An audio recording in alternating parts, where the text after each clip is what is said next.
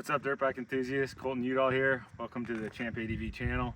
I built a 2005 CRF 450X Gen 1 for my buddy Grant, and he delivered this motorcycle. It was kind of in poor shape. What's really cool though is his dad raced the Baja 1000 in, I believe, 2012 Ironman, the event. So this bike has some miles on it, but it's still going pretty strong. Anyways, to start off, we did a chain, like a frame scrub, and we scrubbed the engine to get it a little bit more shiny. It's actually 00 steel wool. The engine got an R camshaft, O2 R camshaft. He wanted a little bit more grunt. Personally, I think the bike's just as good for most people with the stock camshaft and paired with the Pro Circuit exhaust that I'll be talking about soon.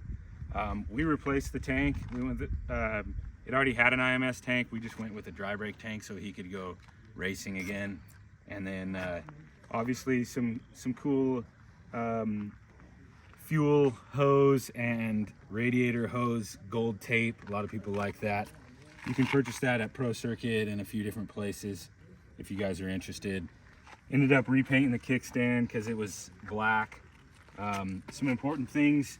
I run 15-51 gearing when I'm riding the trails. I think that the 15 countershaft sprocket is a real nice pair for this transmission. It broadens the gearing, and actually my brother's the one who discovered that, Ian Young. So anyways, 15-51's my gearing of choice. So we went with a steel rear sprocket, always DID chains. The DID chain widths are always, this is an X-ring chain. This one was already on the bike, but and it obviously looks dirty because he was just done riding it. But we have a JT sprocket, steel.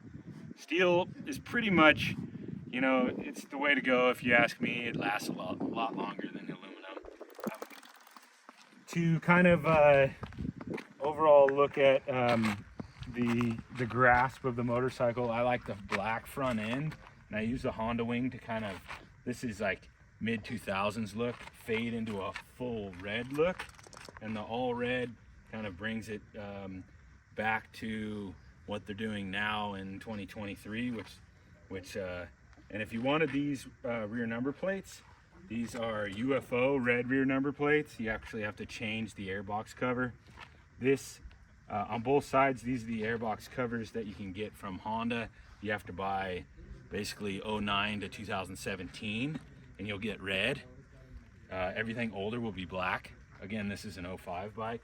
This is an 05 to 07 rear fender, because that's how you get red.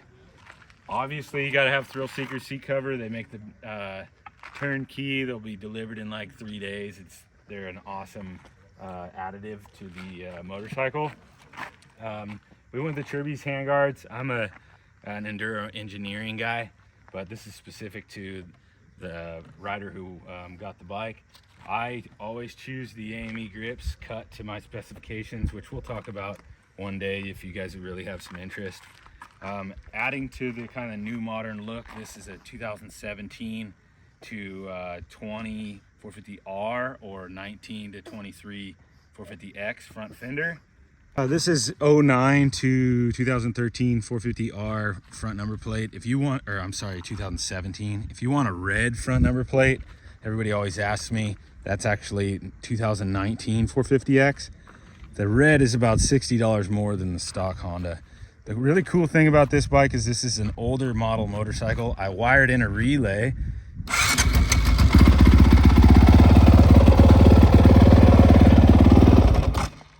So the front light turns on. A lot of my builds in the past always had a switch here. You always have to remember to turn it on and off. It's best to have a relay in there. It makes it really modern.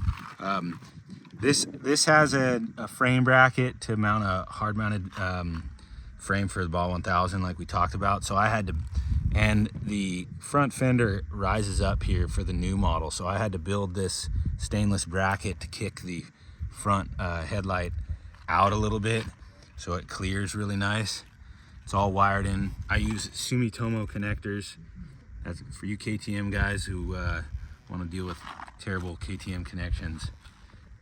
replace all your connectors with Sumitomo connectors.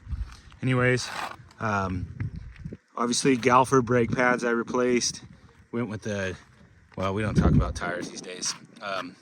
Not until I get my connection back. But anyways, AHM suspension really knows the valving on this motorcycle.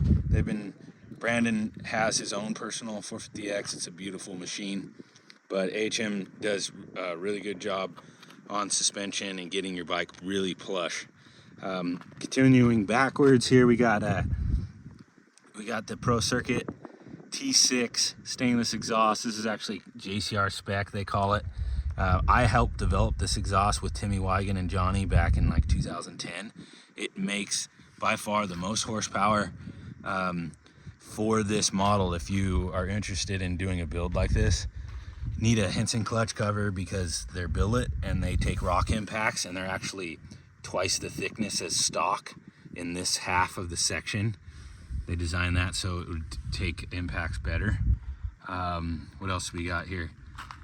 IMS Core Enduro foot pegs. He already had those. We did a scrub. Obviously cleaning up the aluminum stuff. Again, new Galfer brake pads, Pro Circuit exhaust, pretty much wrapping it up. Oh, let's do the front here. I wire in a nice button with some cool sheathing, Chinese finger trap sheathing. This is a 999 handlebar. For those of you who've seen kind of some of my content and you're kind of like, hey, why do you cut the handlebar crossbar? It's for flex. This is a twin wall Renthal handlebar, and it flexes better when you cut the handlebar crossbar. And then I keep the crossbars on because then you can put the pad on there and it's a little bit safer. But if you think that there's any better stabilizer for a motorcycle, you're wrong. Scott's owns the market for adjustability and not necessarily mountability, but Scott's has the best steering dampening. BRP handlebar mounts. I cut the front bracket. There's a little pro tip for you guys. That creates more flex. We're trying to get these bikes working nice and good. I just put brand new cables on the thing, and overall, super bitchin' bike. One more added factor to allowing myself, Colton Udall, to build your Gen 1 bike. A customer of mine showed up today and he got to ride around my facility and ride the motocross track and the trails. And we do a nice little setup, set the sag, clicker adjustments, all those things. You can't get that really anywhere. That's a huge factor in allowing me to build your bike. Of course, you're gonna pay for it, but I have the insight to help your bike be plush, nice, and meet your needs. Thanks for watching, and tune in for another build. If you guys are interested in a build like this, go ahead and hit us up in the comments, or we have an email or website, championadventures.com. Be happy to build you something as beautiful